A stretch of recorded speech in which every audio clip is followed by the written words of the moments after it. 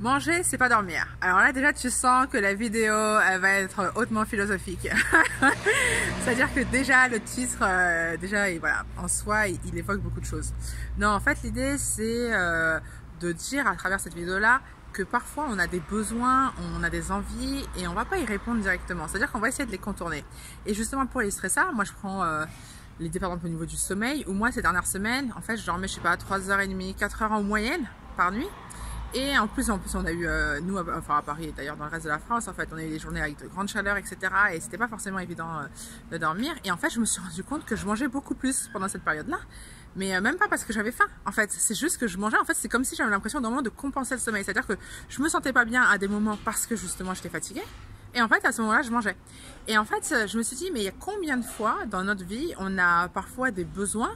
Et au lieu d'y répondre, c'est-à-dire qu'au lieu de s'organiser ou de mettre des actions en place pour répondre à ce besoin-là, on va les contourner en essayant de faire autre chose et puis on va se rendre compte juste que ça marche pas parce que c'est pas la solution adéquate.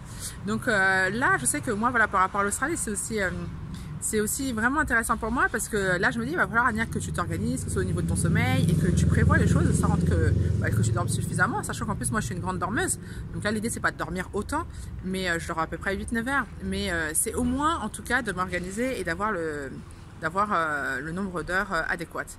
Et ce qui était aussi intéressant pour moi, c'est que je me suis rendu compte que malgré tout, j'étais quand même dans une bonne énergie, mais parce que aussi je travaille sur des projets qui moi me stimulent, etc. Donc forcément, je gardais quand même une motivation et un entrain, enfin voilà, durant ces semaines-là.